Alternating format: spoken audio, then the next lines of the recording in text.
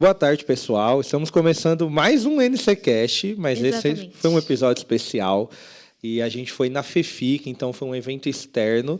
E o que é a FEFIC, Gabi? A FEFIC é a Feira de Ficção Cristã e Cultura. Inclusive, é a feira cristã, assim, de ficção mais conhecida do Brasil, mais popular. Ela aconteceu em outros estados e foi a primeira vez em São Paulo. E nós estivemos lá, então tinha vários estandes, tinha estande da RTM, várias entrevistas, painéis rolando. E a gente participou com Na Contramão, nosso Ministério de Jovens, gravando episódios do NCcast por lá. Passaram mais de 8.000 pessoas. A gente mais que triplicou a segunda edição. E tinha muitas editoras conhecidas, tinham autores, né, de ficção cristã, gente que já escreveu livro, já escreveu jogo, gente que ama dinossauros. E só explicando para vocês que como a gente estava no meio de uma feira, né, tinha muita gente passando por lá, o áudio, a qualidade ali da nossa captação não é dos melhores, porque nós estávamos fazendo um trabalho de campo, né, Carlos? Isso mesmo. E vai ser um episódio especial porque vão ser várias entrevistas, então não vai ser uma pessoa só. Mas comenta, curte, fala o que você achou. Quem sabe não rola um cupom de desconto de algum livro aí. Exatamente. Então, aproveite as nossas entrevistas, confere aí o que rolou por lá no painel e nas entrevistas exclusivas também com algumas autoras que a gente gosta muito. Está começando mais um episódio do Na Contramão, programa de jovens da RTM Brasil, certo, Carlos? Correto. Nosso Eu sou a Ministério Gabi de Jovens. Gouveia e estou com quem? Com Carlos Peligran. Isso mesmo. Hoje nós estamos diretamente da FEFIC, que é a Feira de Ficção Cristã e Cultura, na Universidade Mackenzie, em São Paulo. Então nós temos companhia, né, Carlos? Para quem está no vídeo, a gente tem uma noiva É verdade. que vende alguns livros para pagar seu casamento aqui. É isso. Tem que dar um jeito, não é não, minha gente? Tem que dar um jeito. Bom, mas a gente está com público também aqui na FEFIC. Aí, você que está nos ouvindo no rádio ou nos assistindo no YouTube, você não está sozinho porque nós temos uma turma engajada aqui nos assistindo. E hoje a gente vai conversar com a Heloísa, certo? Certíssimo. Muito obrigada, é um prazer estar aqui com vocês. Obrigada pela participação aqui. Inclusive, já quero começar contando uma curiosidade. Esse vestido que eu estou foi o vestido que eu me casei há 3 anos atrás. Minha mãe costurou pra mim e eu falei, eu vou guardar, algum dia eu vou usar esse vestido de novo. E estou usando de novo, entendeu? Segunda vez usando meu vestido de noiva. Eu tô me sentindo, assim, o máximo.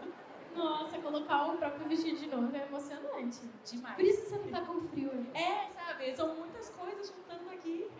Bom, pra gente começar, pra você se apresentar pra nossa turma, pra galera que tá ouvindo a gente no rádio, fala um pouquinho sobre você, sobre a sua história.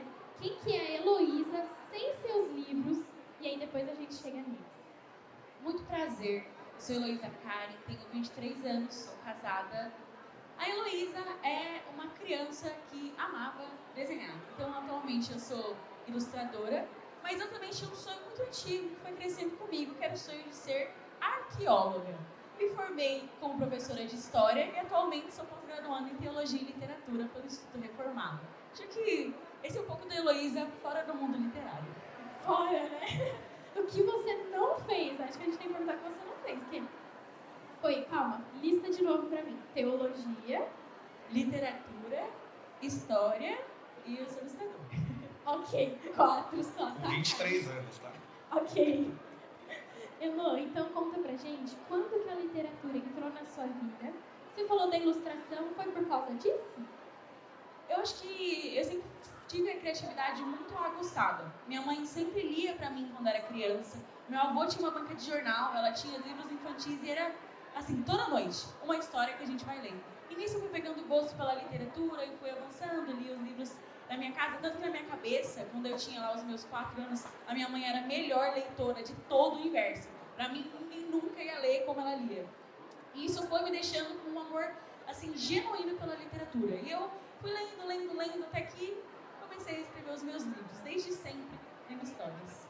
E você teve bastante incentivo para isso? Porque apesar de você falar de várias faculdades, geralmente não é o que anima o coração dos pais, né? Mas arqueologia, teologia, literatura... Ilustração. Eu tive sempre muito incentivo da minha família como um todo, sabe? Uma coisa que eles fizeram por mim foi acreditar piamente em todos os meus sonhos. Todo Natal eu ganhava aquelas maletas, sabe? Tipo, tem maleta de pintura, vem a canetinha, aquele giz de cera que não pinta nada, aquela aquarela que também não sai nada. Eu sempre ganhava e eu acabava, eu detonava. Tanto que meu pior castigo, eu me lembro até hoje, foi quando a minha mãe, ela falou, ai não, tirou a televisão. Eu, ok. Aí ela, tudo bem, tirou meu caderno de desenho. Aquilo feriu meu coração, de diversas formas. Então, eu sempre tive muito incentivo para seguir aquelas coisas, sabe? Minha mãe acreditou no sonho de uma criança de 3 anos que desenhou a pirâmide de Egito e falou, eu quero ser arqueóloga. E eles compraram isso em todos os momentos. Tem um pouquinho de arqueologia nas suas histórias, sobre o que elas falam? Você tocou no meu assunto preferido, com toda certeza. Bom, vou contar primeiro para vocês sobre Camarada Hebe e Princesa Olga, que é a minha história que mistura Revolução Russa com ficção cristã. É assim, o meu auge da faculdade de História. O que acontece? Primeiro, na verdade, preciso voltar aqui um tempinho. Eu fui muito próxima do meu avô. Ele foi, assim, o grande homem da minha vida antes do meu marido. E esse ano, faz 10 anos que ele faleceu. O sonho do meu avô era ter uma neta chamada Abigail. Não teve os 3 filhos, não teve as 5 netas, mas agora ele tem a Abigail do meu livro. E é isso, eternizado no meio da literatura. Eu escrevi a Abigail para ele. E eu acho que é o meu livro mais pessoal. A Abigail, ela mora em Socorro, no interior de São Paulo, na chácara que o meu avô tinha. Mas ela quer ser mais que uma adolescente de interior, sabe? Então ela vive nesse dilema dela, até que um certo dia começa a nevar no quarto dela. Lá em Socorro, que é assim, frio lá, deve ser uns 23 graus. E aí ela, o que está acontecendo, minha gente? O que é isso? E ela para no meio da neve, caída no chão da Rússia, no meio da Revolução, voltando completamente no tempo. E a partir daí, eu juntei o meu lado professora de história, fatos completamente acurados, com o meu lado super fantasia, para escrever a participação da Abigail nesse anseio que ela tem de ser algo a mais, sabe? E lá ela conhece o único homem que verdadeiramente mudou a história, dividiu ela no meio e revolucionou o mundo. E aí fica no ar, né? Que eu quero que vocês leiam e me contem o que vocês acharam. Nossa, gente, top! Só começando por esse aí, meu. Então tem um mix de história e ficção. Exatamente.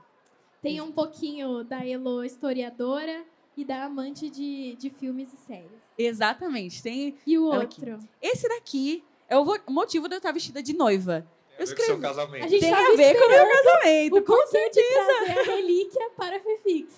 Eu escrevi esse livro aqui com meu marido. Escrevemos juntos a história de um casal, já casado, que estão prestes a se divorciar. De gota em gota, o relacionamento foi ficando ruim e eles decidiram pelo divórcio. Até que na noite que ele vai dormir, ele é levado para 4 universos com uma ordem. Não pode sair de lá sem fazer isso. Fazer a esposa dele, de cada um dos universos, se reapaixonar por ele. E aí que começa toda a conquista na fantasia, jornada de reconquista do casal. E é por isso que eu estou vestida de noiva. Inclusive, meu marido está com o terno que ele usou no casamento também. E meu buquê de noiva está na mesa. É um multiverso do como se fosse a primeira vez. Né? Exatamente, sabe? Não, interessante. Você quer novos livros da Elo, promove emoções na vida dela, que ela escreve com base no que viveu. Exato. Sabe, eu acho que tudo gera na gente uma marca muito gostosa pra gente passando para as próximas pessoas. E até uma coisa que falaram pra mim acerca desse livro, né, sobre Memória entre Universos, que me tocou muito, foi que chegaram e me falaram, Heloísa, esse é o livro para salvar casamentos. E eu tava trabalhando com meu marido. Tipo, pra mim era uma história que a gente trabalhou junto e era gostoso trabalhar junto. Até que em algum momento eu percebi que ela podia ajudar pessoas nos seus casamentos. Até que em outro momento eu percebi que ela podia guardar o coração de garota, sabe? No longo da caminhada, procurando seus maridos, né? Seus futuros maridos. Então, é muito legal ver onde o Senhor nos leva, como a gente não imagina aquilo que Ele vai fazer por meio das nossas histórias, que às vezes a gente tem tanto receio. Eu queria saber, você falou do seu avô. Não sei se você gosta do nome Abigail, mas Elo combina muito com você. Que bom que ficou Elo para você. Eu queria saber, você falou que o seu avô ele fez parte, você escreveu o primeiro livro para ele. Qual foi a importância da sua família para você ser quem você é hoje, a escritora que você se tornou, e o peso de ter o apoio deles para que essas histórias saíssem do seu coração e se tornassem realidade hoje? Qual que foi o papel da sua família nisso? Olha, eu acho que essa é uma pergunta difícil, porque é uma pergunta profunda, sabe? Eu não quero responder, fez toda a diferença. Porque é meio claro, né, que fez toda a diferença. Mas acho que alguns pontos específicos. Eu sempre tive a criatividade muito estimulada. Minha mãe sempre sentou comigo e a minha mãe elogiava, sabe? Quando eu fazia aqueles desenhos que você olha e fala, oh, meu Deus, eu não estou nem entendendo o que você desenhou aqui. Mas a minha mãe ela olhava e ela elogiava, falava, continua, faz isso, maleta de desenho para você, lê histórias, compra livros. E minha mãe, ela assim, compra as minhas ideias. Tanto que são eles que estão lá no stand. Minha irmã está vestida de raposa, vendendo o livro com toda a vida dela. A minha irmã lê todos os meus livros antes de todo mundo. E ela me ajuda a desenvolver a história. Coloca isso daqui, vai ficar legal isso daqui. Deus falou comigo isso. Então, ver isso, para mim, é um combustível para dias que eu olho e falo, eu acho que a minha história não é legal.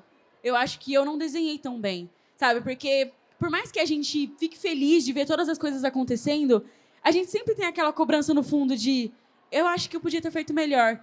E se isso daqui não for aquilo que Deus queria? E se eu ouvi errado? Então, a importância deles, para mim, é confirmar aquilo que uma vez o Senhor plantou no meu coração, mas que a minha mente caída, a minha mente pecaminosa, a minha mente no mundo, faz com que eu me esqueça daquilo que ele falou, sabe?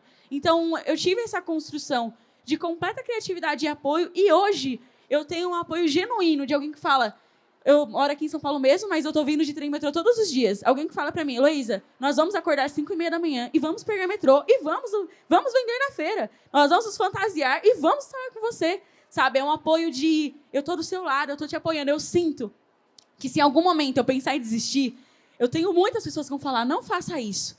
Porque o Senhor falou assim, o Senhor fez isso. Eu vi o Senhor agir na sua vida quando você estava com muito medo para olhar para esse lado. Então, acho que esse é o peso da minha família para mim. Quando a gente fala bastante de vocação, né, o que Deus te chamou para fazer, te capacitou, é algo que, ao mesmo tempo que é muito legal, traz uma responsabilidade muito grande. E como você lidar com isso? Porque você está escrevendo histórias que vão impactar pessoas que são cristãs e não são cristãs, mas mexe com temas que são sensíveis para o público que te apoia também. Sim. E como você lidar nesse processo todo de escrita? Olha, eu tenho uma coisa que eu tenho muito medo de acontecer, que eu tenho medo de querer que os meus livros sejam sobre mim. Tipo, eu tenho medo de querer que o meu público seja para Heloísa, sabe? Eu quero muito ir para Fevi, que eu quero que as pessoas me vejam. Então, um versículo que fala muito comigo é de, se não me engano, é de 1 Coríntios, que ele fala que nós temos um tesouro muito precioso num vaso de barro. E para mim, desculpa aí se eu errar a referência, gente, me perdoa. Eu oro isso e falo, Senhor, por favor, não me deixe esquecer que eu sou um vaso que qualquer batida quebra e que o meu tesouro não sou eu. Que a minha escrita não é minha. Então, meus processos de escrita para lidar com o ministério é pedir com tudo que eu posso. Eu tenho uma mania de fazer assim, nos dias que eu me sinto mais espiritual, por assim dizer, eu falo, Senhor, por favor, é essa a oração que você tem que escutar. Por favor, não deixa que a Heloísa se sobressaia nos livros. Eu quero que o meu ministério ele seja aos pés do Senhor, porque o evangelho é uma coisa que está aqui há muito mais tempo que eu. E ele vai ficar há muito mais tempo que eu. Eu não quero que, quando isso passe, alguém olhe e fale, a Heloísa escrevia bons livros. Eu quero que eles olhem e falem, o Senhor falou comigo. E é assim que eu lido com o ministério. Oro para o Senhor e peço, Senhor, por favor, que os homens me considerem ministra de Cristo e mordomo dos ministérios de Deus. Que eu seja uma serva. Que eles olhem para mim, eles não vejam uma pessoa, nossa, meu Deus, você é muito famosa. Eu quero que eles olhem para mim e falem, alguém que está aos pés do Senhor e serve ao Senhor e vai para onde o Senhor quiser. E aí eu tento manter em oração, porque acho que essa é a parte difícil, sabe, realmente, de entregar isso para o Senhor, para trocar nesses termos sensíveis. Inclusive, eu já estava falando isso ontem. É muito difícil escrever a Cristo, porque ele é um ser perfeito e eu não. E se eu colocar uma coisa que ele não faria? E se no meu livro ele fizer uma coisa que não é do caráter dele? Sabe, eu fico aqui até uma curiosidade engraçada. E sobre Meu Amor Entre Universos, existe o personagem do casamenteiro, que ele é a representação de Cristo.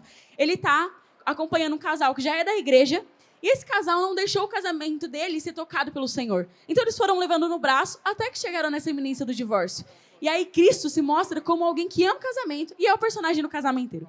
E aí o Gerson foi lá e ele colocou, tem um determinado momento que o Samuel fala uma coisa, né, o personagem principal, e o casamenteiro fala para ele que ele é um Jeca Tatu. Mas Jeca Tatu aqui em São Paulo, ele é uma ofensa. Acabou entrando no meio popular e a gente fala, tipo, de brincadeira, esse é bobinho, o Jeca Tatu. Mas Jeca Tatu, na verdade, ele é uma ofensa a trabalhadores rurais. Aí eu, Gerson, Jesus não ofenderia trabalhadores rurais. E a gente foi e trocou essa... Exatamente. E a gente trocou esse palavreado. Então, é uma coisa pequena, mas Jesus não faria. E eu não quero colocar no caráter dele algo que ele não tem. Eu não quero que ele fale uma coisa que eu sei que ele não fala. Então, eu tento muito mais cuidado. Acho que essa é a minha parte difícil e é assim que eu tento lidar com esse ministério. É muito difícil mesmo, porque eu acho que nós, quando a gente se torna cristãos, a gente se torna a própria referência. Só de dizer, eu sou cristão. Se você segue Jesus e você fala para todo mundo, a partir desse momento, filho, você se condenou. Porque Exatamente. a pessoa vai olhar você lá no mercado e vai falar, ih, olha só como que ela tá tratando a atendente. Essa aí é que nem Jesus. Exato. É complicado. E ainda colocar isso no livro e você criar um personagem que é ele, você tá colocando palavras ainda. Elô, Exatamente. É muita responsabilidade. Eu queria saber, então, de você agora, já que você mencionou a curiosidade do livro, de como foi desenvolver esse personagem, conta pra gente qual que é o processo de desenvolvimento. Porque sonhar, eu deito, sonho, muito legal, né? Eu gosto de imaginar, assisto séries, me imagino nas séries também. Mas como que é pegar tudo isso, a fase gostosa de, eu faria um personagem assim, eu escreveria em tal lugar, eu vou para a Alemanha, eu vou para não sei aonde. Como que é pegar essa parte e transformar ela num livro? Desde desenvolver os personagens, para onde que eu vou? Eu começo desenhando, mas não. Por onde que você começou, Elô? Olha, eu às vezes falo com o Gerson que deve ser meio frustrante perguntar esse tipo de coisa pra mim. Você vai entender o porquê. E eu não sei se parece muito crente da minha parte. Eu nunca pensei em ser escritora. Eu queria ser professora de história. E aí, um belo dia, um pastor da minha igreja chegou e falou, olha, Deus vai tirar uma coisa da sua cabeça e colocar na sua mão. Eu falei, ok. Guardei no meu coração, fui pra casa tranquila, fui fazer o devocional. E, gente, eu tive a ideia inteira do primeiro livro. É como se foi um download, eu só meio que copiei o que veio na cabeça. Baixou Tanto que, do céu, exatamente. assim. Tanto que eu terminei o primeiro livro, minha mãe até me relembrou isso essa semana. Eu falei, acho que não vou fazer mais nada, porque eu não tinha mais nenhuma ideia. As minhas ideias, elas são literalmente coisas que, às vezes, eu leio na Bíblia e eu falo, meu Deus, como eu nunca tinha pensado nisso? E aí, do nada, script de história. E aí eu só vou e coloco ela no computador, tipo, o grosso da história. E aí eu vou desenvolvendo, né? Gosto muito de ler, então, gosto dessa parte, acho legal desenvolver um cenário aqui. Aí vou usando daquilo que meus dias de leitora me proporcionaram. Mas meu processo criativo, ele é completamente... Do nada aparece uma ideia na minha cabeça. Tanto que eu tenho um conto que eu escrevi ele em 3 dias. Foi a coisa mais sobrenatural que aconteceu comigo. Eu queria participar de um concurso e eu falei, Gerson, eu não vou ter tempo de escrever. E desisti do concurso. O Gerson olhou pra mim e falou, você vai, você consegue. Na hora que ele falou, você consegue, meu Deus... Tudo na minha cabeça. Escrevi o Silêncio do Cavaleiro inteiro. Tipo, foi uma coisa muito maluca, sabe? Eu não tenho ideias, eu não sou aquele tipo de escritora que passa pela aquele... tô escrevendo uma história e tenho uma ideia. Pra mim, é sempre o último livro que eu escrevi. Eu nunca sei o que eu vou escrever depois. Até que, do nada, ideia inteira na cabeça. Para evitar o bloqueio criativo, é só ler a Bíblia, no seu caso. Exatamente. Eu leio a Bíblia, penso ali no negócio e falo, meu Deus, como eu não reparei nesse tipo de coisa? E aí eu vou e passo o script da história. E aí os desenhos também vai acabando seguindo da mesma forma. Aproveitando essa sua pergunta, contar um testemunho. O céu aqui, eu ilustrei a capa de Sublime Amor entre o Universo. E aí o céu, o Gerson queria esse daqui. Só que pra eu chegar nesse daqui que ele queria, não é essa cor, Heloísa, não é desse jeito, Heloísa, não é isso que eu quero. Eu falei, meu Deus, eu nunca vou conseguir desenhar esse céu. Até que um dia ele foi trabalhar presencial. A briga de casal deles. A cor do seu céu não tá boa. Você não consegue nem deixar o céu da cor que eu quero, né? Trabalho em equipe, sabe aquele trabalho? Todos sabemos trabalhar em grupo, não é mesmo? E aí o Gerson foi trabalhar presencial. Eu nunca fico, não sou daqueles bate-foto do céu, né? Aí do escritório eu vi um céu assim. Eu falei, nossa, que bonito. Bati foto e postei no story. O Gerson respondeu story. É esse o céu que tem que estar lá. Bati um print do story e repassei as cores com o pincel por cima. Foi, assim, exatamente o Senhor desenhou no céu aquilo que o Gerson queria no céu do Sublime Amor. Eu falei, obrigado, Senhor. Obrigado, estava muito difícil pela minha cabeça, eu não estava conseguindo. O casamento Foi assim que inteiro chegou. sempre resolve, né? Exatamente. E você pode dar pra gente algum spoiler que você pretende fazer daqui pra frente? Já tem algo nessa mente? Ou ainda vai fazer o download? Não, eu tive um download, gente, na semana passada. O que acontece? Eu sou muito fã de dinossauro. Tipo, eu sou absurdamente fã de dinossauro. Ela é muito eclética. A gente tem uma noiva, tá bom? Sentada aqui, eu amo dinossauros. Exato. Sabe, vocês não têm... Exatamente, vocês não têm noção. Eu tenho tanto dinossauro. Eu perdi as contas de quantos dinossauros eu tenho na minha casa. Eu fui pra uma livraria, inclusive, eu ganhei um dinossauro de 1,10 m. Eu tenho 1,50 m. Eu quase não consegui carregar ele no trem. Foi, assim, uma coisa muito absurda. E aí eu cheguei em casa e aí sempre me falavam, Heloísa, e seu livro de dinossauro? Cadê o livro? Mas eu não tinha tido nenhum download de livro de dinossauro, entendeu? Eu falei, gente, não vai ter como, sabe? Não veio aqui, desculpa, eu não vou escrever uma coisa assim. Até que na semana passada, a minha irmã falou, você precisa escrever sobre o Deus Criador, uma coisa contemplativa. Download na cabeça automaticamente. Minha história de dinossauro, gente, vai vir aí. Eu estou muito animada. Eu vou tratar o Senhor. Pra você ter uma noção, eu estava no culto e eu escrevi o primeiro parágrafo da história. Foi um negócio muito sobrenatural. Começando completamente em Gênesis, falando que pela palavra ele criou todas as coisas, dividiu os firmamentos, criou os luminares. Pela palavra veio o homem pecou, depois do homem veio as sociedades, uma aos olhos, como nós estamos vendo, e algumas secretas, que aí são os dinossauros que vocês vão descobrir ao longo da história. Jurassic Park se cuide. Não é? Jurassic Park versão ficção cristã. Genial, genial, Elo. Conta pra gente como que a turma que tá ouvindo a gente no rádio e também tá nos assistindo pode encontrar seus livros, conhecer você e já ficar atento aí pra ver a história dos dinossauros. Com certeza, ó. Em todas as redes, TikTok, Instagram e YouTube, eu sou Heloísa Karen. Apenas, Heloísa Karen. Podem ir lá, eu produzo vídeo para todas as redes, a gente conversa bastante. Tem de todas as coisas. Tem lendo o livro da minha estante, que, gente, é impossível terminar de ler todos os livros da minha estante. Eu não consigo, eu estou realmente tentando ler todos eles. E assim, tô firme, vou conseguir. Tem que montar uma biblioteca, que nem da Bela e a Fera, lá no castelo. Pois é. Não, quando eu me mudei, eu falei, nossa, eu vou demorar muito pra encher a minha casa. A gente tá precisando mudar de novo. Eu não tenho mais onde colocar livro. Eu vou estar tendo que jogar fora as roupas do meu marido pra guardar livro. Não tá tendo como colocar. Tá bem difícil mesmo. Marido, agora é os livros. Ele vai ter que ficar assim, dormir cama de solteiro pro resto da de casa, alça de livro. Tá bem complicado mesmo a minha situação. Produzo vídeos, vlogs e todas essas coisas. Sobre os meus livros, os e-books estão todos disponíveis na Amazon.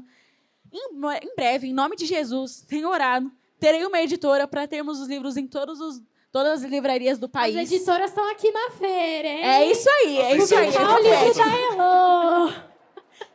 E aí eu vou anunciando tudo lá pelo Instagram. Os lançamentos de livro, pré-venda que eu abro para os livros físicos também. Toda a produção de conteúdo também é por lá. Heloísa Karen nessas redes. Heloísa Karen. Isso mesmo. Karen com K. Karen com K. É tipo Karen, K-A-R-E-N, só que com I. K-A-R-I-N. É um Karen chique. Karen. Karen chique, pode ser. Karen, muito obrigada por participar do nosso bate-papo. Foi Obrigado, demais, né, Carlos? Foi muito bom. Não sei o número desse episódio, que eu sempre decoro. O mas Carlos decora os números. Eu não decoro meu Nossa. aniversário, cara. Eu decoro o número do é episódio. o meu limite de matemática. Ah, entendi. Mas muito obrigada, Elo. Obrigada, você eu. aqui. Trazer seu vestido de noiva Ah, pra obrigada. Fefique. Olha, eu acho que eu não teria tanta ousadia pra vir com o meu vestido de noiva aqui. Mas aí de Naruto, né? Mas sim, de Naruto. O Naruto nunca falta pra Gabs. Mas, gente, sigam a gente nas redes, conheçam Na Contramão, conheçam a RTM, o nosso canal e o nosso Instagram tem o mesmo @, né, Carlos? Isso, @ na Contramão RTM, segue a gente, se inscreve no nosso canal no YouTube, falta pouco para 1 milhão, né? Ai, que legal. Coisa de Não, não, 199 Carlos tem mil, assim. Amém, em nome de Jesus. A gente chega lá com a sua inscrição. É isso. E siga a gente lá e também mande sugestões de quem você quer que a gente traga. Se você quer que a gente conheça alguém específico, a gente traz para nossa mesa para você conhecer, que nem a Elo, que são pessoas que valem a pena conhecer. Então, até o próximo episódio. E ainda tem muita coisa aqui na Fefique para acontecer.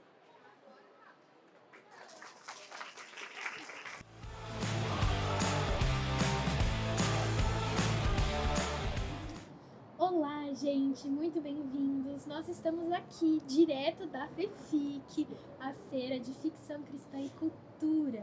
A gente está direto da Mackenzie. Eu sou a Gabi, você já me conhece. E hoje eu tô aqui com a Thaís Oliveira. Bem-vinda, Thaís. Muito obrigada, é um prazer não só estar aqui na feira, né, nesse movimento que é tão lindo e com tanto propósito, tão intencional, estar aqui também para poder falar um pouquinho sobre ficção cristã, sobre o que a gente tem vivido, o que o Senhor tem feito.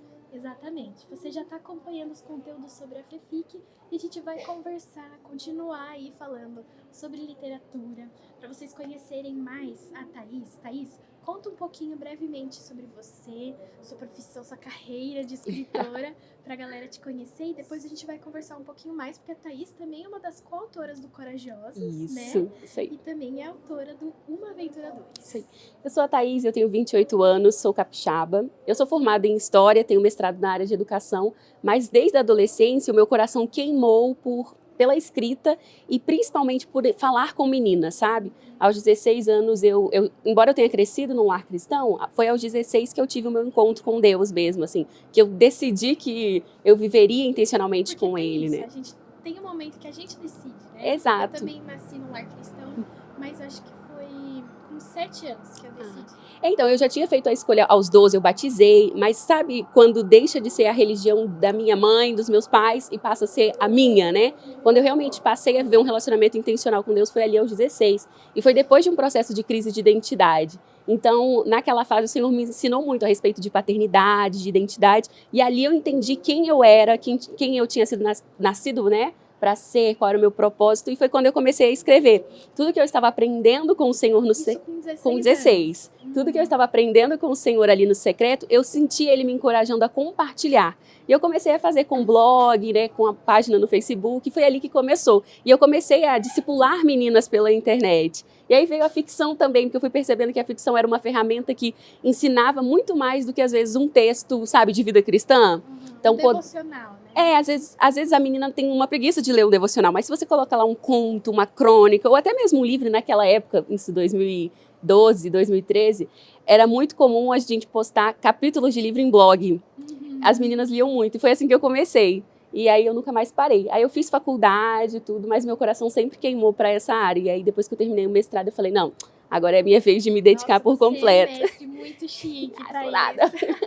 Mas conta pra gente um pouquinho sobre a Thaís adolescente. Você disse que você percebeu que colocar a ficção atraía as adolescentes. Isso. Quando que na sua adolescência você se conectou com a ficção, né? Isso junto com a sua fé. E quando que você disse, nossa, eu acho que eu gosto disso, porque a adolescência é uma fase que a gente não sabe muito do que gosta. E quando gosta, ainda fica com dúvida. Então, como foi para você escolher ser escritora? Então, eu lia desde muito pequenininha, né? Igual os livros de contos de fada, as historinhas da Bíblia naqueles livrinhos infantis, fizeram muito parte da minha infância, né? E eu já escrevia histórias, né? Desde que eu entendo por gente assim, eu contava histórias para mim mesma. Então era uma coisa que realmente estava assim na cama e exato. Hoje eu seria Cinderela. É desse jeito. E as brincadeiras também, aquelas brincadeiras de faz de conta e era uma vez com as amigas, eu sempre crescia a brincadeira. O meu era uma vez, nunca tinha fim, porque eu realmente tinha uma imaginação muito fértil. Hoje eu entendo que já era parte do que Deus tinha, sabe, entregue a mim.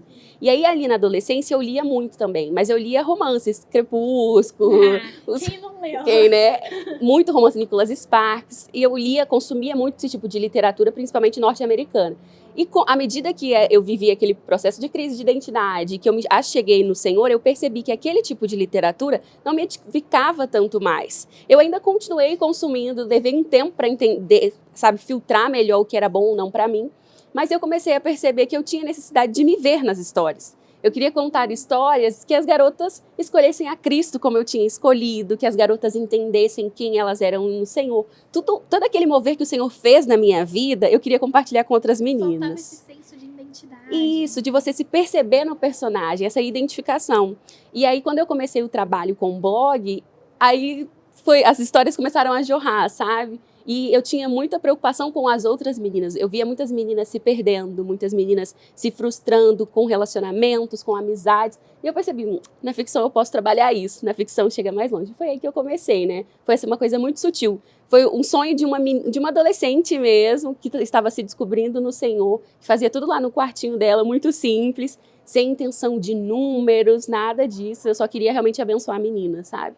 Foi assim. Então, talvez a gente pode dizer que a jornada das suas personagens são um pouco da sua jornada? Sim. Sempre tem um pouquinho, né? E eu percebo claramente como que muitos processos que eu vivi com o Senhor, e muitas coisas que eu não entendi enquanto eu vivia, hoje o Senhor tem usado para abençoar outras meninas. Por exemplo, no Corajosas, na história da Bela, né, do Corajosas 1, é um pouco menos, que a minha Bela lida com luto. Eu não passei os mesmos desafios que ela passou com luto. Mas no Corajosas 2, a minha Aurora lida muito com questões de paternidade.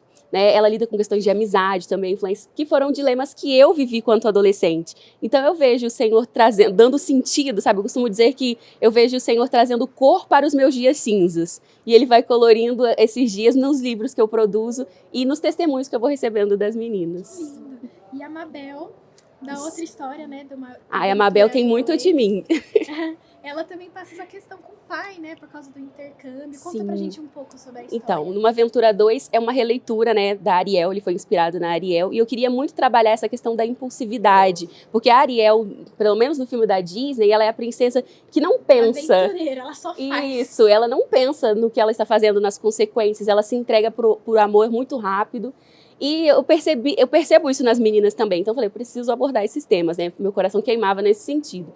E aí a Mabel tem alguns dos dilemas que eu vivi quando adolescente. Ela tem algumas questões de identidade, tem alguns conflitos com os pais, alguns que eu não vivi, mas que eu percebo nas meninas à minha volta. E ela tem muita questão da amizade, né? De quanto a amizade vai influenciando e moldando ela, esse desejo de sair da bolha, que ela é uma menina que cresceu num lar cristão, mas ela não percebe sentido na fé. A fé dela é a fé dos pais, sabe? Ela vê Deus como um juiz. Ela ainda não se encontrou. Não, ela ainda não entendeu o amor do Senhor. Para ela, o Senhor é um juiz que dita um monte de regra que ela não entende que ela tem que praticar. E ela fica tentada a furar a bolha dela quando ela conhece um certo moreno de olhos verdes e passado duvidoso. Passado duvidoso. E aí ela vai viver algumas... Assim, ela vive aventuras que eu não vivi. Mas alguns dos temas, assim, das experiências ali, tem muito da Thaís adolescente também.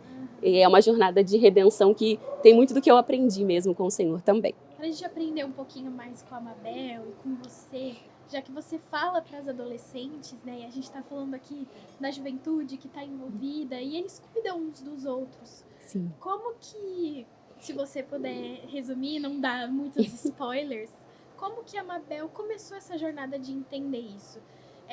Teve problema ela furar da bolha? Tem problema as nossas adolescentes, nós, furarmos às vezes a nossa bolha e ir pra festa de uma amiga que é meio duvidosa, ou se apaixonar pelo carinha que não é cristão.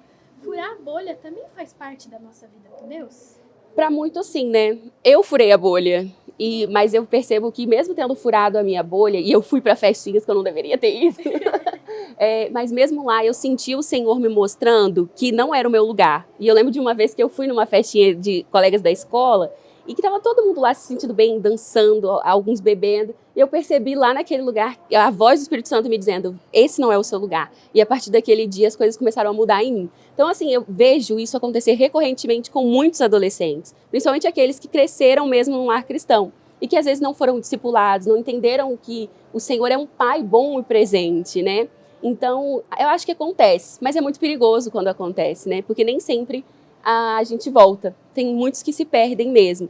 Então, acredito que se você tem esse desejo de furar a sua bolha, experimente conhecer o Senhor, se permita ser discipulado por pessoas mais maduras na fé. É isso um pouco que acontece com a Mabel, né? Ela vive algumas consequências de furar a bolha, mas ao mesmo tempo ela percebe o Senhor abraçando, não desistindo dela. Acho que é isso que a gente tem que ter em mente. Às vezes a gente vai furar a bolha, mas a gente tem um Deus que nos aceita de volta. Assim como o filho pródigo, né? Que furou a bolha dele, se perdeu, mas o pai estava esperando ele de braços abertos. Então, é isso que eu espero que o livro da Mabel seja, sabe? Que ele seja como esse abraço do Senhor nas meninas que um dia furaram a bolha, que se perderam, mas que podem voltar porque o pai as recebe de volta.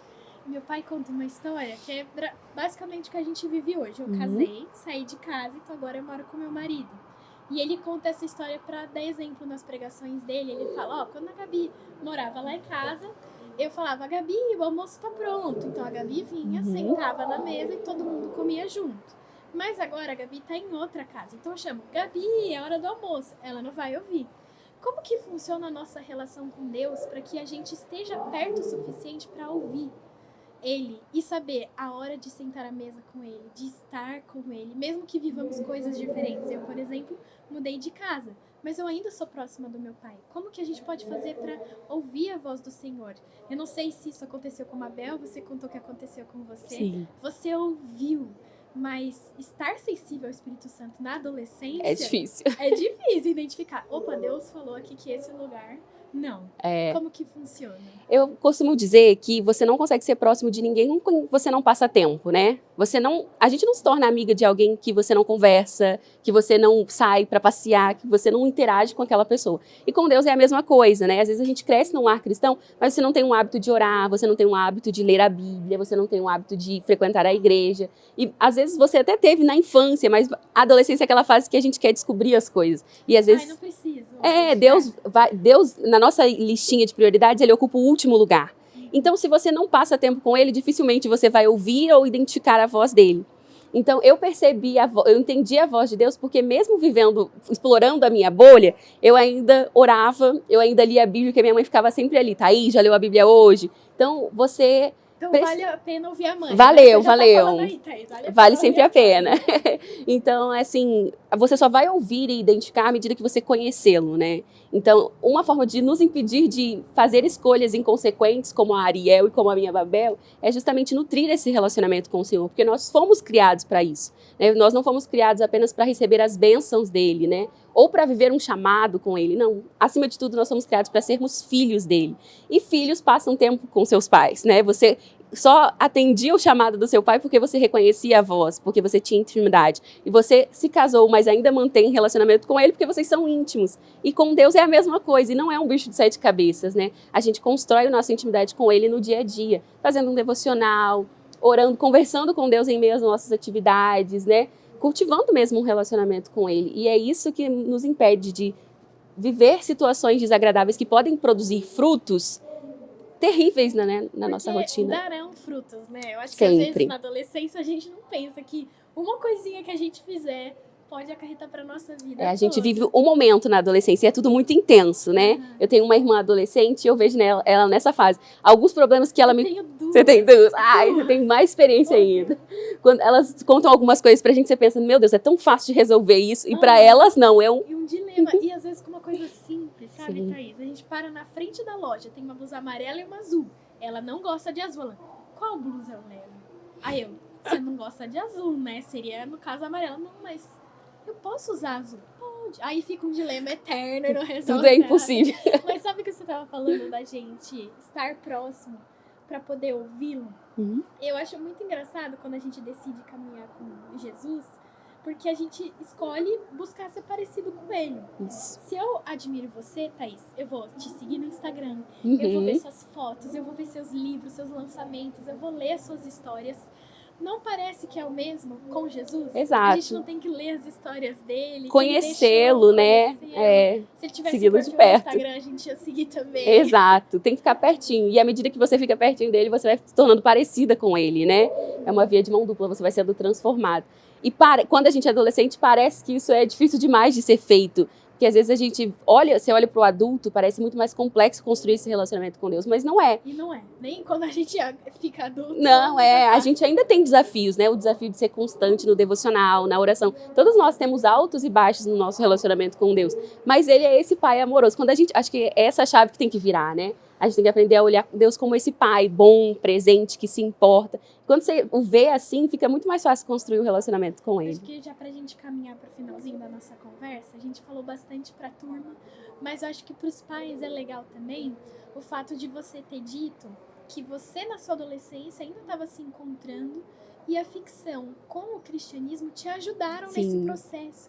É legal a gente falar pros pais de que o amadurecimento dos nossos jovens e dos nossos adolescentes ele demora. Sim, leva tempo. Escadinhas para subir. E talvez ele precise de uma escada diferente da sua. Sim. Ele precise ler Nárnia, Exato. ao invés de ler o C.S. Lewis, propriamente dito. Sim, Isso sim. faz parte, não faz? Com certeza. E a gente percebe na ficção uma ferramenta muito preciosa de ensino, de transformação. Com Corajosas, nós temos visto inúmeros testemunhos, e são dos mais diversos. Meninas que tiveram suas identidades restauradas, meninas que aceitaram a Cristo, meninas que passaram a ler a Bíblia, a fazer devocional. Então a gente percebe o quanto as ferramentas são preciosas. E não necessariamente precisa ser uma ficção. Pode ser um filme, pode ser uma série. Tudo que for conteúdo, assim, o pai pode saber usar para apresentar Jesus àquela criança e àquele adolescente. Eu acho interessante que nem precisa ser algo propriamente dito de ficção cristã. Sim, não A gente pode precisa. assistir um filme comum de princesa, Exato. ou de qualquer outra coisa, E você pode e fazer extrair. aplicação Isso, você pode extrair. E quando você fala na linguagem do adolescente, fica muito mais fácil. Quando você pega, igual uma história como é Corajosa, que são as princesas que as meninas cresceram lendo, e você insere ali lições que fazem parte do dia a dia delas, e coloca aplicações bíblicas, elas percebem muito mais fácil do que se você sentasse à mesa com elas e só jorrasse aquelas aplicações, sabe? Então, usar a linguagem deles, usar aquilo que é atrativo para eles, claro, sempre com o crivo do evangelho, sempre filtrando aquilo que você percebe que é bom ou não, pode ser excelente para você construir essa ponte e para você semear o evangelho. E o que eu percebo hoje, quanto parte do Ministério do Corajosas, é que as meninas carecem, e os meninos também, de discipulado, sabe? Dessa atenção dos pais, de apresentar o Deus a quem eles servem. Não basta, às vezes, você só levá-los à igreja ao domingo. É preciso desse discipulado diário, para que você torne o Senhor real para aquela criança, para aquele adolescente. Eles precisam. E quanto mais você apresenta, de forma lúdica, de forma que faça sentido para eles, mais chance você tem de produzir frutos. Não vai adiantar também pegar o livro e falar, toma, Não, viva a sua vida, aprenda com este livro, que não vai adiantar, né? Vamos ler, vamos refletir, vamos discutir, que a chance de aprendizado é muito maior. Obrigada, Thaís. Imagina. Nosso tempo é curtinho, mas é muito precioso e foi Sim. muito bom. Para mim também, com muito você prazeroso aqui. estar aqui com Obrigada. vocês. Espero que os conselhos e as dicas se multipliquem. Isso aí. Siga a Thaís no Instagram, tá bom? Pesquisa aí. ThaísOliveira.autora. Tem H, mas se você pesquisar Corajosas o livro, você encontra a Isso, Thaís bem fácil, né? isso aí, A siga lá. gente volta depois. Tchau, tchau.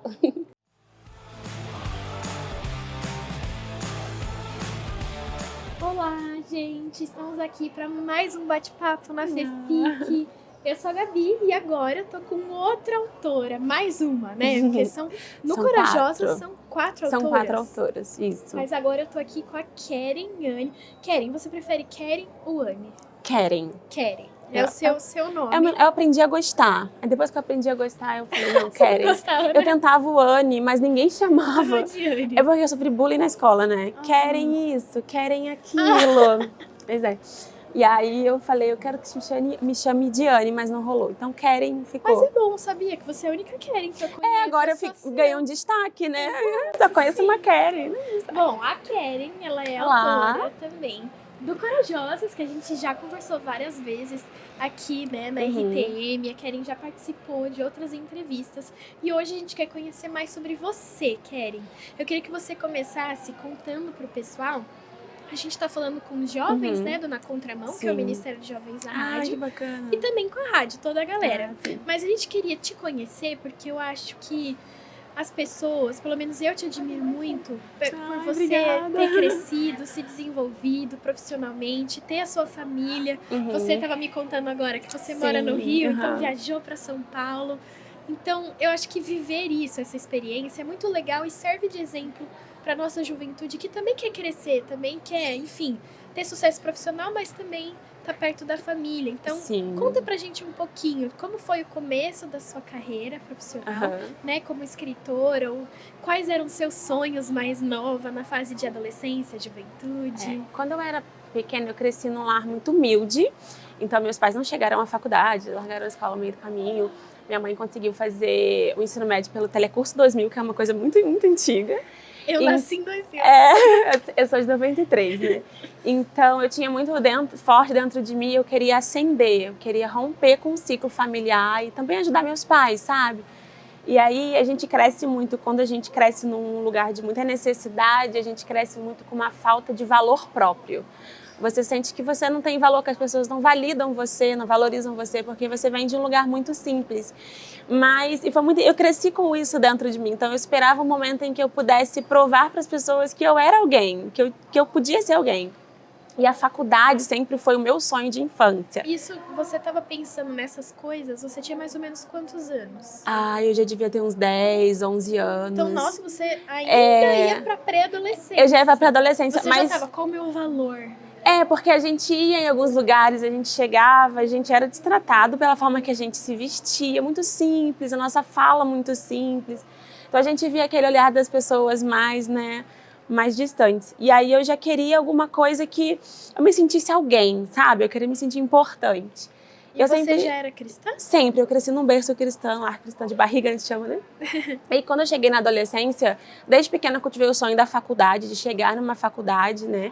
E fazer medicina, era o meu sonho de infância. Então foi da infância até 18 para 19, 20 anos foi a medicina. Então a medicina era o meu único objetivo de vida, assim, a missão de vida era a Se eu medicina. não for médica, não Não vou vivi ser bem a outra minha coisa. vida. E a medicina significava muita coisa. Significava faculdade, finalmente. Então, eu consegui, eu vou fazer uma faculdade, vai ser uma alegria para minha família, vou poder ajudar meus pais.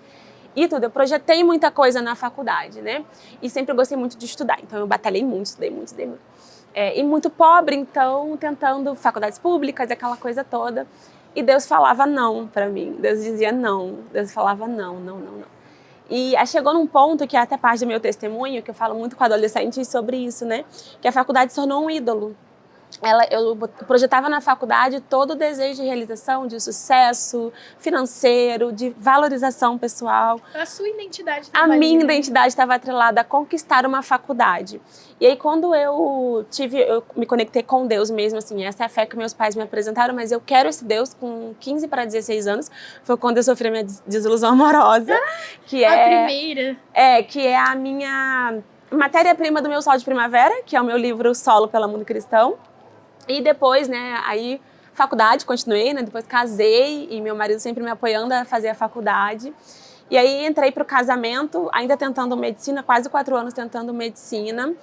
E aí eu vi que meu relacionamento com Deus, que é o que inspirou o conto da Tati no Corajosas 1, era só para pedir. Eu só via Deus por aquilo que Ele podia me dar, né? Eu não tinha um relacionamento de filha. E Deus precisou quebrar muitos ídolos dentro do meu coração para me fazer entender que Ele me queria porque Ele me criou para Ele. Então eu precisei encontrar o meu valor em Deus. Meu valor está atrelado ao fato de ter sido feita a imagem e semelhança de Deus. Isso é não tem nada que eu possa ter ou fazer que vai superar isso. É isso, eu nasci para isso. E isso me deu um senso de propósito, sabe quando a minha vida faz sentido por isso? Meu valor não tá mais no que eu conquisto, eu já tenho valor próprio. Isso, ou no que eu deixei de conquistar. A medicina, para mim, ela foi um fracasso, e foi um fracasso para todo mundo, porque quando você se esforça muito, as pessoas veem que você está se esforçando, elas ficam, você conseguiu passar na prova? Acredito em você, você tem muito potencial, você consegue, você é capaz. E quando você não consegue, todo mundo... Fala, tudo que falaram é mentira. E todo mundo fica frustrado com você também, fica triste por você, e você vê as pessoas também meio... Elas tinham expectativas em você que também não foram realizadas. E aí Deus me mostrou quem de fato eu era, o meu valor, a minha dignidade estava nele. E foi quando Ele começou a redefinir a minha visão de mundo, total, assim. E aí dentro do casamento, aprender a ser esposa, entender o casamento. E aí vieram os filhos, entender os filhos, a maternidade. E quando meu primeiro filho nasceu a escrita da ficção cristã. Eu sempre escrevi histórias, diários, mantive diários, pequenos contos na infância. Eu gostava muito de ler jornal. Lá em casa a gente não tinha livro de ficção. Você era uma jovem que lia jornal. Eu lia jornal, uma senhora, uma jovem idosa. Não, porque eu fiz jornalismo. Você fez jornalismo? Então, jovens que leem jornal. Gente, ler jornal é muito bom. Eu amava páginas classificadas e a página do caderno de arte. Legal. E a parte do esporte também. Então eu lia muito, era o único conteúdo que eu posso dizer, assim, de narrativa que eu tinha em casa, além da Bíblia, que eu lia também, mas não entendia muita coisa da Bíblia. E meus pais não tinham condição de comprar livro, né? Então, só quando a gente tinha algumas bienais que o governo, né, financiava, a gente tinha ali. Mas eu ia pra Bienal e comprava a história de Davi, a história de Sansão, livros bíblicos, sabe? Enfim, então eu aprendi a gostar de ler ali. E mantive diários à infância e tudo mais. Mas, assim, ser escritora nunca passou pela minha cabeça. Como eu falei, a medicina era o meu foco, meu objetivo de vida. E aí entrei no casamento, aí eu substituí a faculdade pelo casamento. Então o casamento virou o ídolo. Eu fui fazendo pequenos ídolos, né? Eu brinco com Deus no nosso relacionamento. Isso é muito fácil fazer. A gente faz pequenos ídolos, né? Aí a maternidade fala, então Deus me criou para ser mãe, então agora eu sou mãe, tá tudo bem, então vou ser mãe. E foi a maternidade, e aí faltava algo, né? Você sente que não é aquilo, porque se isso tudo é tirado de você, o que sobra? Né? John Wesley, ele fala muito isso num livro chamado Sermão do Monte, né? sobre o mais necessário, o que é mais importante. A W. Tozer também, ele diz que quando você tem o maior tesouro, todas as outras coisas podem te ser tiradas. Mas se você tem o maior tesouro, você tem tudo em uma coisa só, porque ele acrescenta aquilo que é necessário, né? Jesus fala isso, pedir, né, em primeiro lugar, buscar o reino de Deus. E aí eu entrei no mundo da escrita com os livros, com a maternidade. Nasceu o primeiro filho e aí eu falei, escrever uma história, né? Contando a minha experiência da desilusão amorosa. E aí nasceu Então, como um hobby. É um romance, mas ele não é romance, mas ele começa com essa premissa, que é o que as meninas já começam ali, né? E dá ruim. Dá ruim Assim, dá ruim pra dar bom depois. Bom, ok. É pra chegar no verdadeiro príncipe que elas precisam, sabe? E aí eu comecei a escrever assim, despretensiosamente, entre mamadas do Benjamin, que é o meu mais velho. E foi divertido. E desde então eu nunca parei de escrever. Isso tem 9 anos. Olha! Nunca parei de escrever. E nunca vi a escrita como algo profissional, como uma carreira, que eu pudesse ser bem sucedida, né?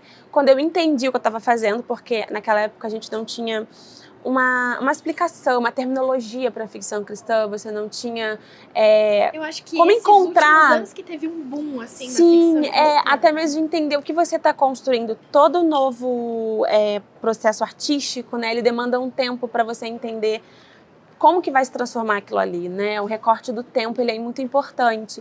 Então, tem histórias que você vê que, não gostei muito daquilo ali, acho que não deu muito certo. Essa daqui já achei mais legal. O autor também, ele precisa encontrar a sua voz, a sua forma de contar histórias, né?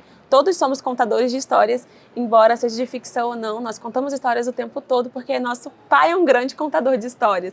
Então, faz parte de quem nós somos contar histórias. Então, entender a ficção, eu falei, o primeiro livro já não gostei muito de como eu fiz, então acho que eu posso fazer diferente. E ler muitos livros ajudou muito a ver essa pluralidade da ficção cristã de formas diferentes. E aí, com Corajosas mesmo, que Deus realmente me fez entender que é a minha missão como escritora. Eu tenho a minha missão de esposa, a minha missão de mãe, a minha missão de ministra de jovens e de crianças na igreja. São muitas frentes diferentes, mas estão interligadas. E eu sempre falei para Deus que se eu pudesse viver de livro, que isso pudesse ser minha profissão, amém. Mas isso seria uma consequência do ministério, né? Não escrevo para viver de livro, eu escrevo porque eu quero servir as meninas do Brasil com uma boa literatura. Eu quero servir a Deus e servir as meninas. E, consequentemente, eu consegui me tornar profissional com isso. Hoje, a minha escrita é profissional, eu vivo do que eu escrevo e é surpreendente como Deus faz as coisas. O Corajosas, ele é muito impressionante em muitos aspectos, porque quando a gente fala de viver de livro, a gente trabalha com uma coisa chamada direitos autorais, que são os nossos royalties, né? A gente recebe pela nossa propriedade intelectual, a gente tem aí, acho que 80 ou 70 anos, que a gente recebe. Depois disso é domínio público. E aí é muito interessante porque era um dinheiro, digamos assim, vou botar em termos claros, que eu tinha que dividir para 4 pessoas. Então já é pouquinho, porque o autor ganha bem pouco aqui no Brasil, né? E eu tinha que dividir para 4, mas todas conseguiram viver de livro com um livro que a gente dividiu para 4 no independente, sem editora ainda. Foi assim, surreal que Deus fez, daquele 5 pães e 2 peixinhos. Você vê ele fechando as portas e você fala, por quê? Aí, de repente, ele escancara e fala, calma, vai. A sensação que a gente está no momento efatá, né? Que é, abram-se, as coisas se abrem de um jeito, assim, muito extraordinário. Então, a gente vê hoje um livro na Veja, que é realmente algo muito incrível, até mesmo para o mercado editorial. Nunca foi algo projetado nosso. Sim. A gente nunca quis listas, a gente nunca pensou em Veja, a gente nunca escreveu pensando em mais vendidos ou vamos fazer dinheiro. Nunca foi o nosso propósito, não é o nosso propósito, né? Nosso coração é missão, é missionário mesmo. E Deus aprove o Senhor que a gente pudesse viver financeiramente disso também. Então, nossa, que bênção, e eu falo que nós somos muito privilegiadas em poder viver do ministério. Eu sei que o cristão ele tem muita essa dificuldade de meu chamado, mas às vezes não está atrelado à minha profissão, e conciliar isso é muito difícil, né? Mas eu creio que em todo lugar que Deus nos coloca, às vezes a sua faculdade não é bem o que você gostaria, o trabalho que você trabalha hoje, numa CLT talvez, não é o que você faz em termos de serviço, mas todos nós somos missionários no lugar em que Deus nos coloca, seja lavando um chão. Só sendo. Só servindo, né? Amarrando um cadastro como mãe, eu glorifico a Deus com os meus trabalhos domésticos, né? Meu filho precisa que eu amarre o cadastro para ele não tropeçar. Isso para mim é tão gratificante quanto ver meninas impactadas pelo meu livro. Então Deus me fez entender isso, né? Essa coisa eu posso chorar, que eu estou muito emocionada, eu choro. Eu tô Essa na coisa TPM, então vai as duas aqui, ó. o reino é isso, né? Jesus, ele serve a todos, ele lava os pés dos discípulos. E nós, como os discípulos de Jesus, tem que fazer a mesma coisa. Então não é sobre eu estar em destaque, eu ser famosa, eu servir. O servir, ele é a missão do cristão. Se Deus te coloca num lugar de destaque, é porque tem um objetivo para que Cristo seja resplandecido e enaltecido através disso. Não é sobre nós, né? Os Arrais têm uma música que eles falam assim, que o meu corpo morra com o meu nome, mas que Cristo permaneça em tudo. E essa é a minha frase, O né? legado tem que ser Cristo. né? Toda vez que a gente sai numa Veja ou na Publish News ou a gente para uma entrevista, a gente saiu para uma primeira matéria na Globo sobre ficção cristã, a gente sempre pensa, não, que Deus seja levado, que a palavra seja levada. E é uma parte da colheita, né? O Senhor fala que a seara é muito grande. E a literatura é uma parte, um instrumento que Deus nos deu para a seara, sabe? Para trabalharmos para o Senhor. Então é muito gratificante ver o que a ficção cristã tem sido, porque Deus realmente tem impulsionado. É lindo ver isso. É muito gostoso a gente conversar agora, vendo que deu certo. Que deu está certo. dando certo.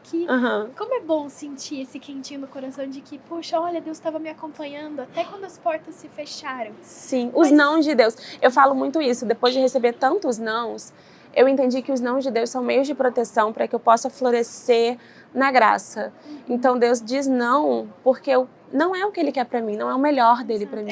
É isso que eu queria te perguntar, porque na nossa e dói muito, né? O não dói muito. Exato, e na fase adulta também. A gente vai continuar recebendo grandes nãos. Eu acho que a vida é um compilado de grandes nãos, de sims que é a gente não queria, de nãos que a gente esperava que fossem sims. Então são desilusões e é muito isso, sabe? E eu acho honesto que no seu lugar, vendo que deu certo, de que você viveu algo que você não esperava, como foi pra você, Keren, receber esses nãos e viver com eles, entender que eles ainda virão, porque eles virão. Eles virão, E eu falo como jovem aqui, conversando com você, que tem mais experiência que eu, já tem sua família formada.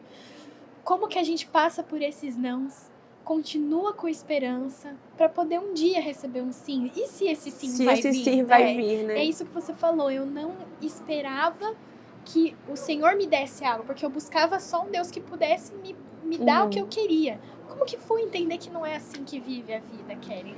Quando Deus me dava tantos nãos na época da medicina, eu ficava muito brava com Deus. Então eu acho que uma coisa muito interessante sobre Deus é que Ele é muito particular. Ele é um Deus coletivo, mas Ele é muito pessoal. Então a sua dor, ela é vista pelo Senhor. Ele é o Deus que vê, né?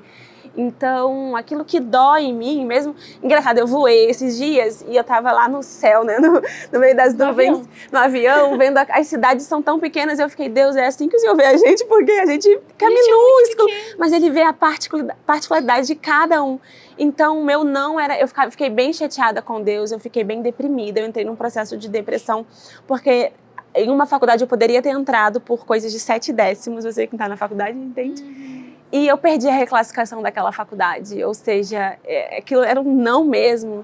E eu tentei outras faculdades, vou fazer pedagogia, hoje eu faço letras, e vou tentar, e Deus falava não. Eu falei, e até que Deus realmente me fez entender que não era. Foi muito doloroso lidar você com... se dedicou. Porque eu me dediquei, eu me esforcei, e era a única coisa que eu queria. Eu falei, Deus, a única coisa que eu te peço é isso aqui, só não vai me dar isso. Só me dá isso, cara. Só me dá isso, estou te pedindo mais nada. E Deus falava não, porque Ele tinha planos melhores. Eu falo para as meninas hoje que é muito melhor você ser bem-sucedido no que Deus te chamou para fazer. Mesmo que seja pequeno e escondido, para cada um Deus tem uma porção diferente. Do que ser bem-sucedido no que Deus não te chamou para fazer. Isso é uma tristeza. Paciência. Né? E ser paciente, mas... A gente pede para ser paciente, mas não quer ser provado para... Pois eu aprendi com a pastora Raquel Lima que a gente tem que pedir graças. Pedir paciência vem tribulação. A gente pede graça. Mas assim, o não é entender que Deus entende a sua dor, Deus entende que você fica chateado, porque você queria muito. Tudo bem. Você não precisa mascarar isso para Deus. Deus está vendo que está doendo. E é um momento em que Ele vai fazer você entender por que não. Talvez não nessa vida, alguns não você não vai conseguir compreender. Porque eu nasci numa família assim, porque o meu pai é assim, porque eu não tive a mãe que eu precisava, porque meu pai me abandonou quando ele deveria estar comigo. Eu tenho uma história em relação à paternidade também muito difícil. Todas nós temos a das corajosas, cada uma tem as suas histórias, né? Eu e Thaís conectamos muito com algumas histórias. Todas são corajosas. Todas são corajosas. E fala, Senhor, porque o Senhor me plantou nessa família, tanta família. Tu sabe, você fala umas coisas assim, então o adolescente... Que Deus... E o adolescente, ele passa por esse lugar, quando ele se vê tão diferente do seio familiar, ele se pergunta, por que eu nasci aqui, né? Mas Deus te plantou para que você pudesse fazer o bem, para que você pudesse levar aquilo que aquela família tem de falta, então você leva para aquela família. Então, lidar com o não de Deus é muito difícil, mas obedeça aos nãos, que você só vive os sim se você é obediente aos nãos. Eu entendi isso. Eu entendi os nãos como proteção, né? Então, assim, não, você não vai chegar aqui, esse é o seu limite. Respeite os limites de Deus para você. Os limites são bênçãos, né? Nosso corpo é feito com limites, os continentes têm limites, o mar tem o seu limite, o céu tem o seu limite. Quando Deus traz ordem para o caos na hora da criação, ele estabelece limites. Então, não e sim são limites. Seu limite é até aqui, filha, então por isso não. Né? Ou por algum motivo, seu coração vai se corromper, ou, né, ou você vai se perder. Deus sabe. Então, respeitar os não de Deus é muito importante para que a gente possa florescer nos sims. E entender que Deus tem o melhor. Nem sempre o maior, né? Eu vou ser famosa, eu vou ganhar muito dinheiro. Você não. é a Hannah Montana. Às vezes. Então, às vezes é pequeno e é escondido, mas é o que Deus tem para mim e é muito melhor viver em obediência do que viver em desobediência, fazendo aquilo que Deus não te chamou para fazer, sabe? É isso. A voz da sabedoria com Keren Anne. Nada. Nada. Muito obrigada, Keren, por ter participado desse Foi muito bate-papo. gostoso. Eu que agradeço. Obrigada. Imagina. Adorei. Gente, sigam a Keren nas redes sociais, @KerenAnne. Mas você também pode pesquisar aí, Corajosas, o livro, que você acha todas as autoras para você acompanhar. E a gente segue com mais entrevistas depois. Tchau. Tchau, tchau. Obrigada.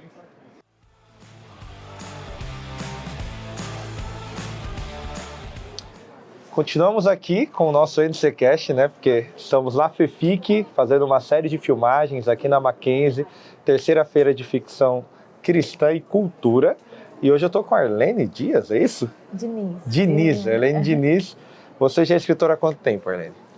Olha, aí tem uns 8 anos que eu publiquei meu primeiro livro. E como que você chegou nisso? Porque realmente quando a gente fala de ficção, ainda mais cristãs, e vocês que escreveram Corajosa juntos também, tem um foco ainda mais em garotas, parece que foi ficando cada vez mais nichado o seu público. Sim. Como que você foi direcionada a isso?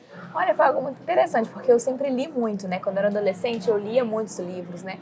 E aí, quando eu tive encontro pessoal com Cristo aos 16 anos, eu vi que as histórias que eu lia já não tinham mais os meus valores. Só que eu gostava muito de ler histórias de romance, ficção.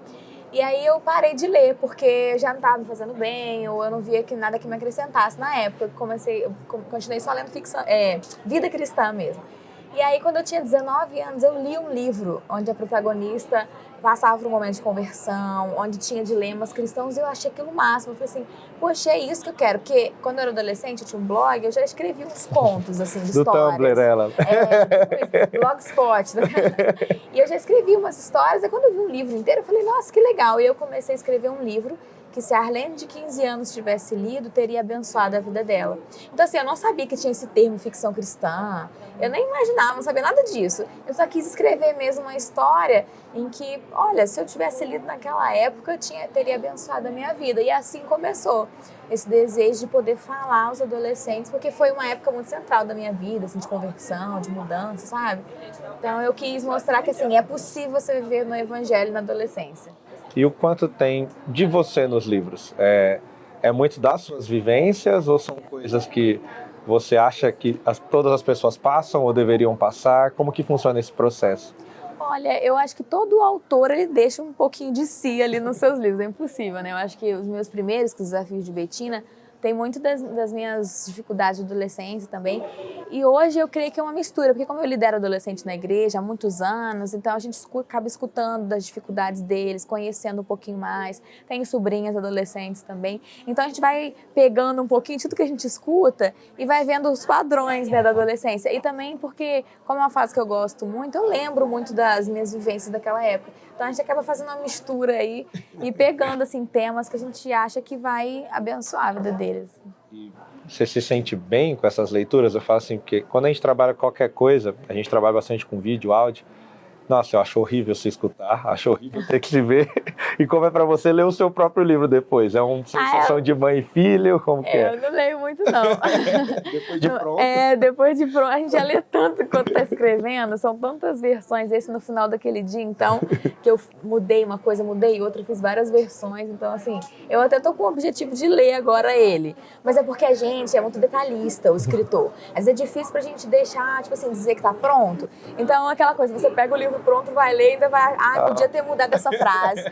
Aí a gente não consegue ler naturalmente. Eu, pelo menos, não consigo. E esse você falou no final daquele dia, é isso? Uhum. Esse é o seu último lançamento? Isso. Antes do Corajosas 2, né? Certo.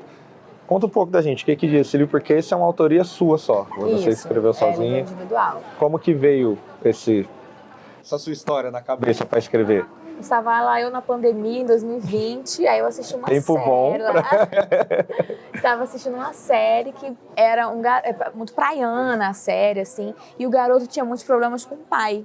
Era um relacionamento muito quebrado, assim, e aí na hora eu pensei assim, nossa, se Jesus entrasse nessa história, esse negócio ia mudar.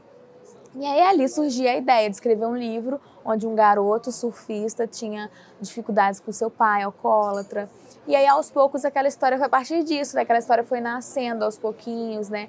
Aí depois logo eu engravidei, tive filho, então nesse processo acabou demorando, sendo um processo mais longo, mas nasceu dali, desse desejo de pensar assim, epa, como seria, né, se Jesus mudasse essa história? Aí eu fui buscar na minha família, né? Porque o meu pai, ele foi alcoólatra, então eu pude buscar um pouco dessa vivência, assim, para poder transformar nessa história. Entendi.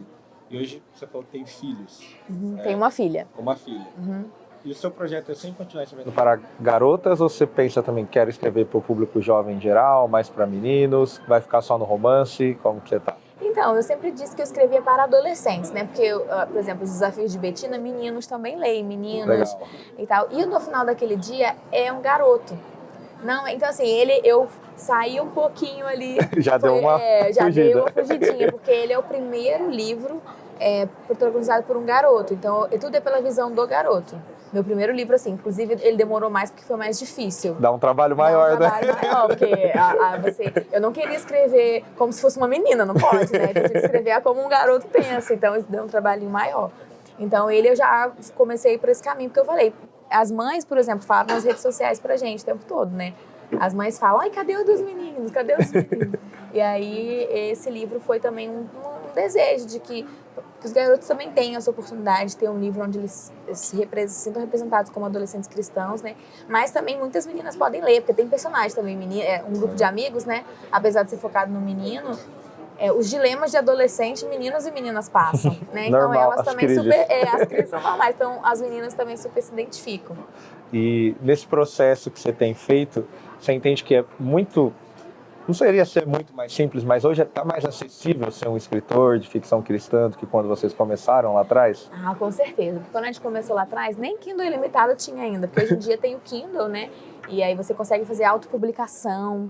E aí você consegue publicar o seu livro ali. E pessoas leem ele, assim, através dos aplicativos do Kindle, né? Então, na minha época, ainda estava começando isso, ainda não era muito comum. Então, era muito difícil para você ter contato com uma editora. Agora, a gente está aqui, por exemplo, na FEFIC, onde a gente tem contato com pessoas de editoras, né? Onde as editoras estão abrindo mais portas. Então, é uma oportunidade muito preciosa que a gente demorou muito a chegar a esse ponto, né? Como a gente está aí, eu, as meninas do Corazóis, estamos aí há bastante tempo nessa área e foi longo até a gente chegar aqui, né? Então, hoje as oportunidades, elas estão muito mais apresentadas aqui. A gente estava falando aqui em off sobre a sua transição até chegar aqui, né? O pessoal vê, ela é escritora, que legal, mas passou por muito CLT até chegar como escritora.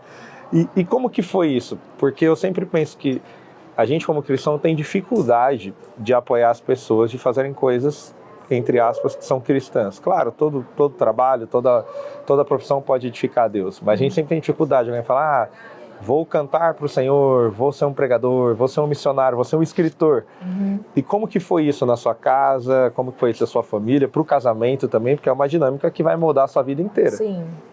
Então, graças a Deus, meus pais sempre me apoiaram em tudo que eu inventei na minha vida. Cada hora eu inventava uma coisa, meus pais me apoiavam muito, eles sempre embarcavam nas minhas.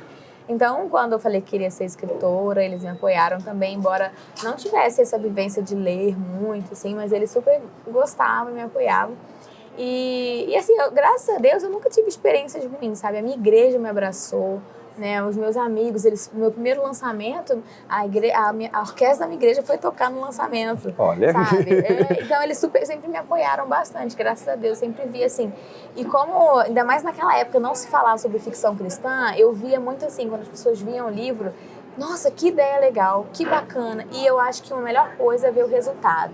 Quando os adolescentes começam a ler e isso começa a trazer resultado prático na vida deles, os pais começam a ver e falar assim, nossa, eu quero isso para eles. Então isso fez muita diferença. No caso do meu casamento, meu marido também sempre me apoiou muito. No primeiro livro, ele ainda assim, passava muito tempo escrevendo, ele ainda não entendia muito. Mas depois que ele leu o primeiro livro, ele falou assim, nossa, mas é isso que você tem que fazer. Ele lê mais seus livros do que você então, hoje. Ele lê. Termina, aí ele gosta de ler só no papel, né? Porque às vezes eu falo, quer ler antes no PDF? Não, ele gosta de ler no papel. Então, chegou o livro em casa, a primeira coisa que ele faz, ele leva pro trabalho para ir no ônibus lendo. Então, ele é meu maior apoiador. E eu só cheguei aqui hoje porque ele esteve comigo, porque ele possibilitou lá no início, onde a gente tem que investir muito, né? De viajar, de ir nos eventos e tal. Ele sempre esteve ali comigo, então isso foi fundamental. E como você lida com essa responsabilidade de escrever algo cristão? Porque tive a oportunidade de cursar teologia, então às vezes eu prego na igreja. E claro que também tem a sua dificuldade, mas eu penso que de certa forma é mais simples, porque eu estou pregando o que já está no texto. Você também tá, mas você tem que criar uma história que ainda vai respeitar esse texto e que vai atingir pessoas que às vezes são muito sensíveis quando se mexe nesse texto. E como você lida com isso? Porque você traz todos esses valores de uma forma mais simplificada, mas não pode perder nada do que está lá. Então, eu creio que assim, conhecendo muito a palavra, né, assim, a vida devocional, a vida de conhecimento do Senhor, ela tem que estar, para o escritor cristão, você tem que estar conhecendo o Senhor, porque senão você pode falar bobeira, né? Então, assim, eu, por exemplo, eu tenho as meninas de Corajosa que sempre me ajudam lendo, e aí a gente já teve situações em que a gente viu uma frase, mas essa frase pode ser interpretada de uma forma errada, tipo, é que você falou uma heresia, mas pode ser interpretada de vamos mudar. Então, assim, hoje a editora também que cumpre esse papel, mas eu creio que o mais importante, assim, que eu tenho buscado ao longo da minha vida é esse crescimento no conhecimento da palavra mesmo, para você poder falar as coisas conhecendo, né? Porque tem que ter muito temor mesmo no coração, para não acabar falando uma coisa que vá, sabe, atrapalhar a fé de alguém. Então, a gente tem que ter todo esse cuidado. E é uma coisa que, enquanto escritor de ficção cristã, a gente tem que ter muito, assim, temor mesmo, sabe? De como você está lidando com a palavra de Deus, né? Isso é muito importante. E você já veio de um lar cristão? Sempre foi criada na igreja? Como que foi esse processo também? Então, os meus pais se converteram quando eu tinha 4 anos.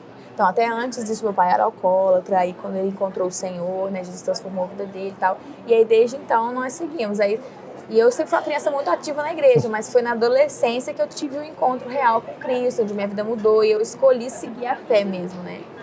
A gente viu que você tá com muitos lançamentos desde a pandemia pra cá, você não para. Seu marido deve ver você escrevendo o dia inteiro. Você pode dar algum spoiler do que vem aí pra frente? Já tem alguma ideia de algum tema que você tem trabalhado? Como que tá? Então, do livro coletivo, a gente tá, né, as autoras de Corajosa, em breve a gente vai ter um livro aí. A gente conseguiu ganhar um spoiler lá na rádio, a gente tá com... E assim, do meu livro individual, no próximo ano sai uma nova história, dessa vez com a protagonista garota, é uma menina. E que eu gosto muito de trazer temas sociais nas histórias. Então, o Kai tem essa questão do alcoolismo do pai. Nesse, a gente tem a questão também que é uma família de caseiros que moram num condomínio e eles têm que lidar com questões de desigualdade social. Então, mais ou menos isso. Mas para adolescente, vai tratar muito sobre você não... A sua dignidade está em Cristo, sabe? Muito bom isso.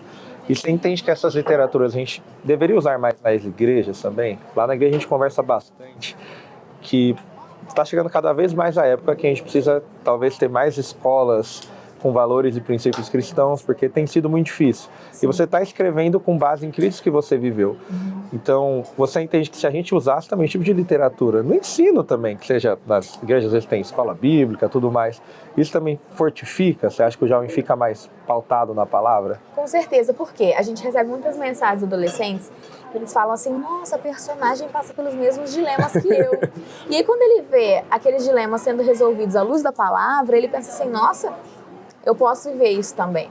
sabe? Eu recebi já inúmeros testemunhos de adolescentes que falam assim, eu me encontrei com Cristo de verdade depois que eu li esse livro. Nossa, Isso é o que vale pra gente, sabe? É isso que faz a gente ter vontade de continuar escrevendo. É você receber um adolescente falando assim, minha vida mudou, eu conheci Jesus através da sua história. E aí é só um pontapé. É um instrumento, então eu acho que as igrejas, as escolas, quanto mais elas usarem a ficção cristã, vai ser bom, porque gera roda de conversa, né? Imagina, todo mundo lê o livro e depois vocês vão discutir a ação do personagem, isso vai gerar reflexão, isso gera empatia, né? A ficção tem esse poder, né, de gerar empatia, gerar reflexão, então eu acho que é uma ferramenta muito boa. E você também tem entendido que há uma aceitação boa fora da igreja? Porque ficção é algo que a gente vê em todo local e assim, tem muitas obras já consagradas. A gente vê aí Senhor dos Anéis, Crônicas de Nárnia, enfim, tá em alta aí o tal do Game of Thrones e a galera consome muito. E você vê também que, por mais que você passe valores cristãos, alguém que não é crente vai pegar seu livro, vai ler e vai se identificar com aquilo. Então tem tido também esse acesso, você tem recebido mensagem de pessoas que ainda não são cristãs, mas têm lido as suas obras? Sim, a gente recebe, isso é muito legal. Acho que quando fura essa bolha, né, hoje os livros estão nas livrarias e tudo mais, então a gente tem alcançado pessoas que não professam a fé cristã, mas que se identificam com os dilemas, que quando você traz dilemas universais, são coisas que todo mundo passa, né? Então, quantos adolescentes não tem um pai que tem vício em álcool? Quantos adolescentes não passam por uma desilusão amorosa? Então, assim, você tem temas universais que podem acessar esse coração. E aí é o nosso cuidado de não fazer da ficção cristã uma coisa moralista, uma coisa que, toda hora tem versículo, porque a pessoa que não é cristã, ela vai se afastar. Mas é você fazer isso de forma gradual e natural, sabe? Através da história. Que aí você consegue fazer a pessoa pensar, né, e ver, nossa, olha, tem essa perspectiva diferente que eu não conhecia. Mas isso de forma natural que a gente tenta fazer, sabe? Muito bem. E se alguém quiser te encontrar, onde eles podem ir? Quais são suas redes sociais pra galera seguir? Então, meu Instagram é Arlene Diniz, tô no TikTok também, Arlene Diniz. TikToker ela. A gente usa para... Tá fazendo dancinha com o livro, não? Não, dancinha eu não consigo. Mas a gente, é uma coisa que a Keriane sempre fala, a gente aprendeu a usar as redes sociais a nosso favor, porque os adolescentes estão lá. E é lá que eles aprendem muitas coisas erradas. Então, ontem, por exemplo, no nosso lançamento, a maioria das meninas falava assim, eu conheci pelo Instagram, Então, assim, a gente precisa estar nesse lugar porque é onde eles estão recebendo influência, né? Então, a gente precisa estar lá para poder trazer uma influência do reino na vida deles também. Muito bom, agradeço muito sua participação. Eu que agradeço. Você continua nos acompanhando, que ainda vem muita coisa pela FEFIC.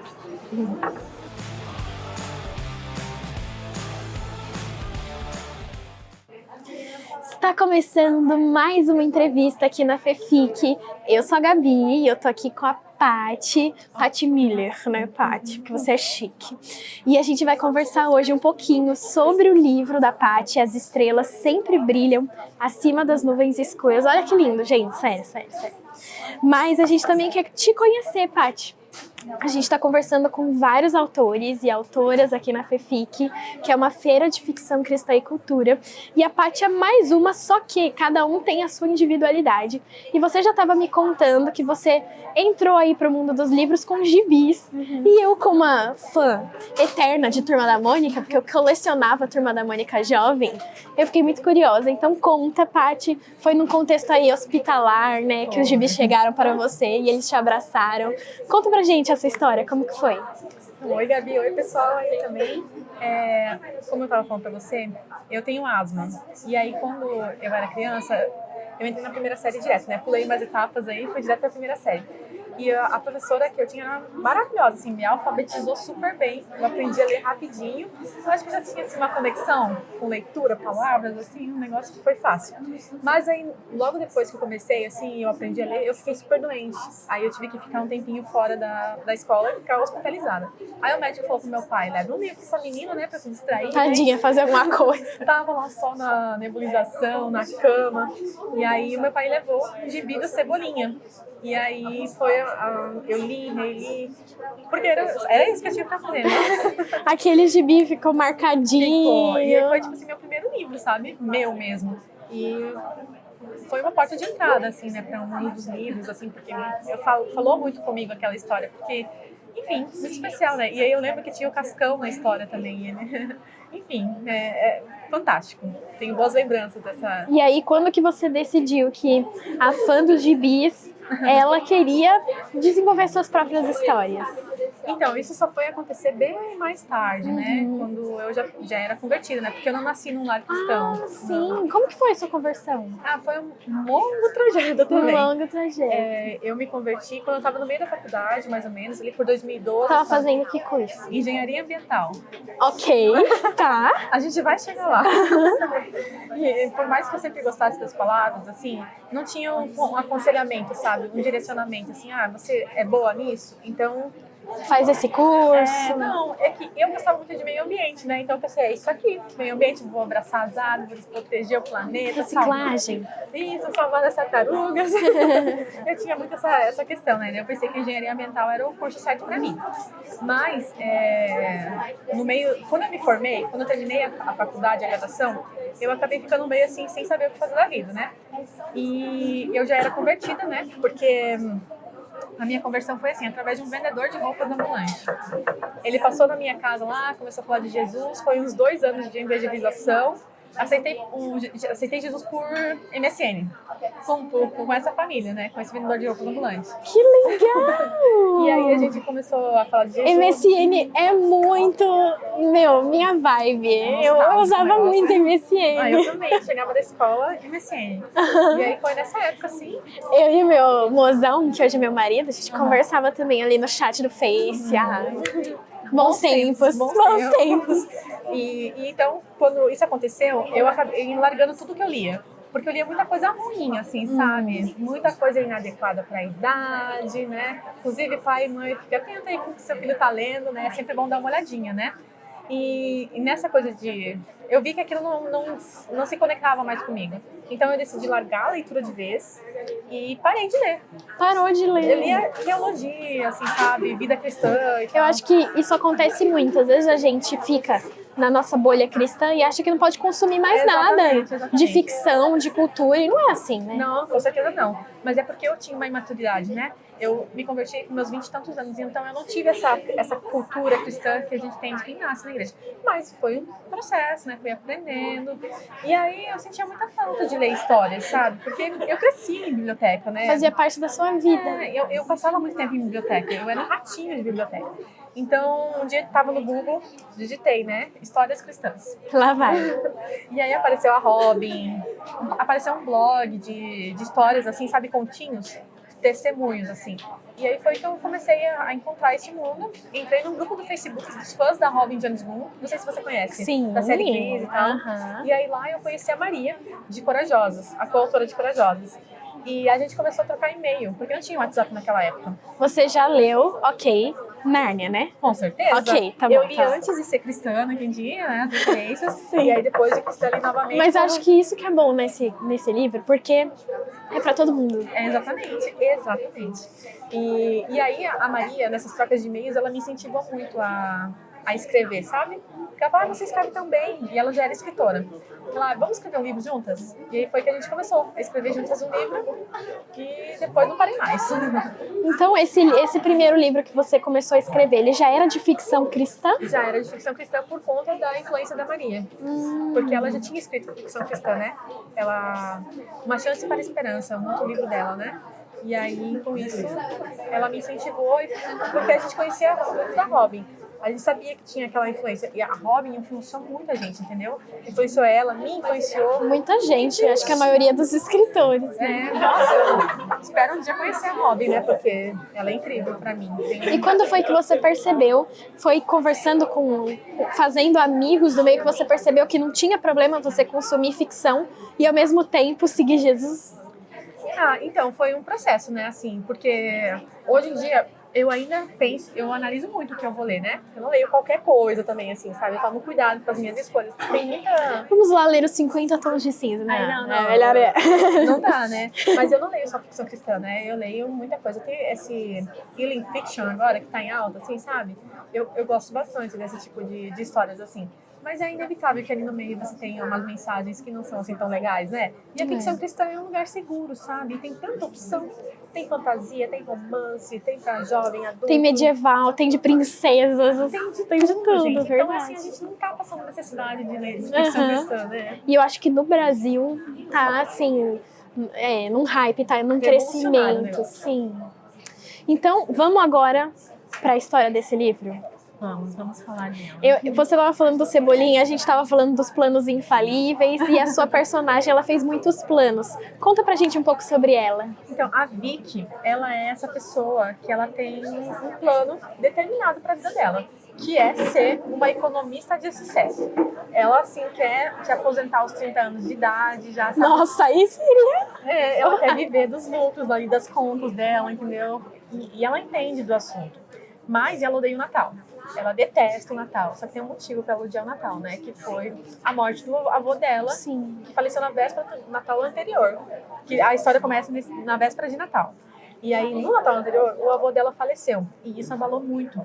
Porque a fé dela, a gente vai dizer assim, que ela tinha uma fé por tabela, sabe? A fé dela estava ligada muito ao avô, que era a pessoa favorita dela. Então, quando ele faleceu, ela começou a meio que culpar Deus por isso, sabe? E se desconectar dele cada vez mais. E se concentrar cada vez mais no plano dela.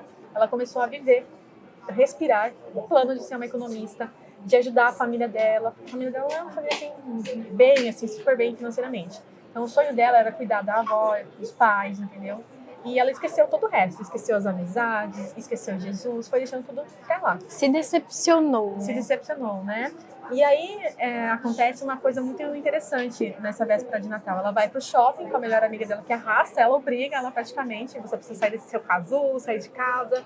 E ela leva pro shopping e uma senhorinha lá acaba ficando sem dinheiro para pagar um café.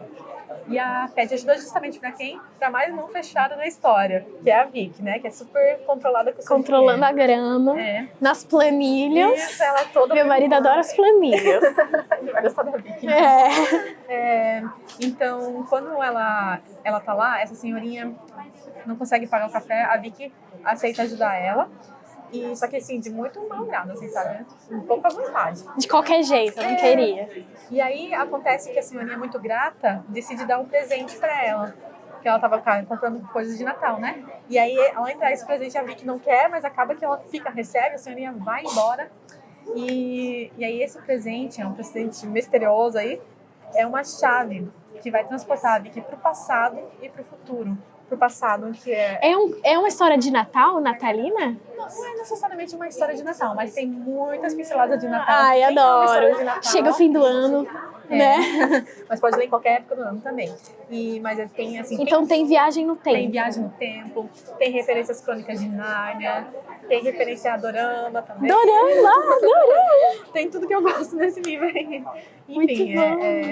Enfim, daí nessas viagens do tempo ela vai se reencontrar e vai perceber que as escolhas dela, né, não estavam fazendo tanto sentido assim. E pra saber qual era o presente misterioso vai ter que ler, né? Pra saber qual é a chave aí que transporta ela passado e futuro. Ah, entendi. Então, o mecanismo que ajuda ela a viver essas experiências, a gente ainda tem que descobrir. Tem que descobrir, mas não tá tão misterioso assim. Bom, eu queria saber agora, qual que é o nome da personagem? É Victoria, mas pode chamar ela de Vicky. De Vicky, tá. Na vivência da Vicky, ela passa pelo luto, ela passa por algumas coisas, ela vai viver algumas viagens. Na sua experiência como autora, quais foram as suas maiores dificuldades ou vivências que te levaram a construir uma história como essa? Então, essa história nasceu justamente porque o meu avô estava doente, sabe? Então, eu comecei a escrever quando ele estava num processo de tratamento de câncer. Qual que era o nome dele? Ivo. Ivo. Inclusive, ele é dedicado pro seu avô. Em memória. Que fofo. Então, eu sabia que isso ia acontecer porque os médicos já tinham avisado a gente, sabe? Então, eu comecei a escrever como uma forma de curar o coração, sabe? De superar esse momento. Processar o luto. Mas aí eu parei, porque eu comecei em 2022 essa história. Aí eu dei um tempo, e aí em 2023 ele faleceu. E aí foi terapêutico voltar para essa história, escrever essa personagem, sabe? E trazer essa mensagem. Porque eu não me decepcionei com Deus, porque eu não vi, assim, não coloquei a culpa em Deus. Eu não entendi o que estava acontecendo ali, sabe? Mas eu entendo que para muitas pessoas isso acontece, sabe? Então, por isso que também é uma história sobre superar o luto, superar esse momento da vida, né? Essa dificuldade. Você está falando do seu avô, é muito fofo que você lembre dele assim e tenha dedicado a história para ele. Eu lembro da minha avó, Ela já faleceu também, a mãe da minha mãe, né?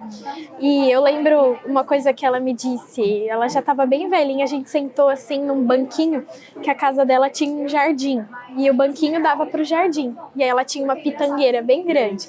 Aí a gente sentou, ficou olhando os passarinhos, ela falou, nossa, é lindo demais, né? Imagina como é no céu. Eu, ai, Val, para de falar isso, aqui você tá comigo na terra. Ela, filha, a coisa que eu mais quero é finalmente ficar com Jesus lá no céu, com o Senhor. Quando eu morrer, você pode chorar, tudo bem. Mas lembra que eu vou estar no lugar que eu mais queria estar. Ai, que lindo. Isso é genial. Eu acho que a gente entender que a gente vive as nossas histórias, a gente passa por tribulações, vive experiências, no caso dela, que ela viajou entre dimensões, né? Mas às vezes a gente parece também que se desconecta do mundo quando passa pelo luto. Sim. Mas eu acho que lembrar que agora essas pessoas estão no melhor lugar que elas poderiam estar. É isso que vale, sabe? E hoje eu acho que, assim como ela, a gente tem que passar por essa fase de rompimento, não tem problema a gente questionar, desde que a gente se lembre de voltar para a esperança, né, do Senhor. Exatamente. Ó, muito obrigada, Paty, por conversar comigo. Seu livro é lindo. Eu acho que o pessoal vai gostar muito de ler, se ainda não leu.